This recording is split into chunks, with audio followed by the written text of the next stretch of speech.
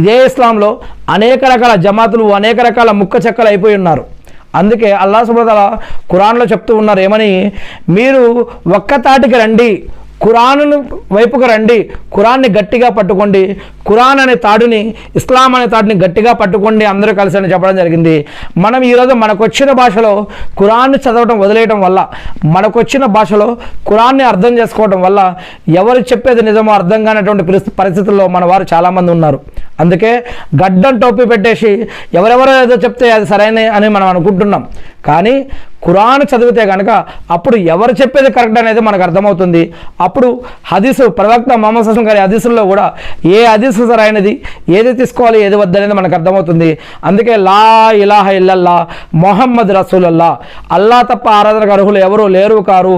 ప్రవక్త ముహమ్మద్ సల్లల్లాహు అలైహి వసల్లం గారు ఆయన ఒక మానవుడు, ఆయన కూడా అల్లా యొక్క భక్తుడు. అల్లా ఆయన్ని మానవుల్లో నుంచి ప్రవక్తగా ఎన్నుకున్నాడు.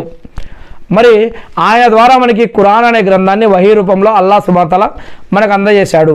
మరి ఆయనకి ప్రవక్త ముహమ్మద్ సల్లల్లాహు అలైహి వసల్లం గారికి జిబ్రీల్ లేదా గాబ్రియల్ అనే దైవదూత ద్వారా వహీ రూపంలో ఆ యొక్క ఖురాన్ అనే గ్రంథం ప్రవక్త ముహమ్మద్ సల్లల్లాహు అలైహి వసల్లం గారి పైన అవతరింపజేయబడింది. మరి ఆ ప్రవక్త ముహమ్మద్ సల్లల్లాహు అలైహి వసల్లం గారు చెప్పిన మాటలు, చేసిన పనులు, చేయొద్దన్న మాటలు, ఆయన యొక్క జీవిత చరిత్రలో జరిగిన సంఘటనలు, వీటన్నిటిని మనం హదీసులు అంటాం.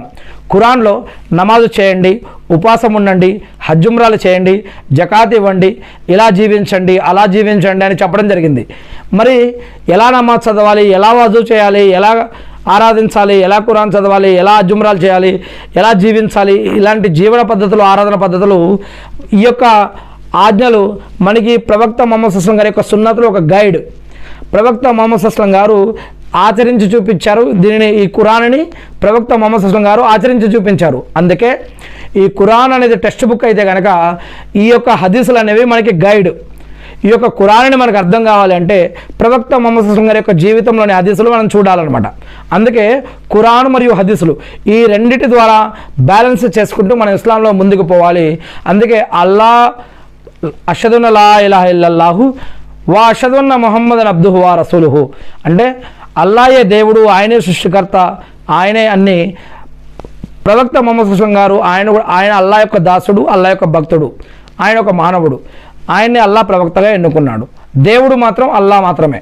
ఇకపోతే ఈ యొక్క ప్రవక్త ముహమ్మద్ సల్లల్లాహు అలైహి వసల్లం గారి ద్వారా మనకి ఏదైతే నేర్పాడో దేవుడు అల్లా, దాన్ని మనం తెలుసుకొని వాటి ప్రకారం జీవిస్తూ ప్రవక్త ముహమ్మద్ సల్లల్లాహు అలైహి వసల్లం గారి గురించి కూడా మనం అల్లాకి దరూదు పంపిస్తూ, అంటే ఆయన మనం ప్రవక్త ముహమ్మద్ సల్లల్లాహు అలైహి వసల్లం గారిని మనం దీవిస్తూ ఆయన కోసం కూడా మనం అల్లాని ప్రార్థించాలి.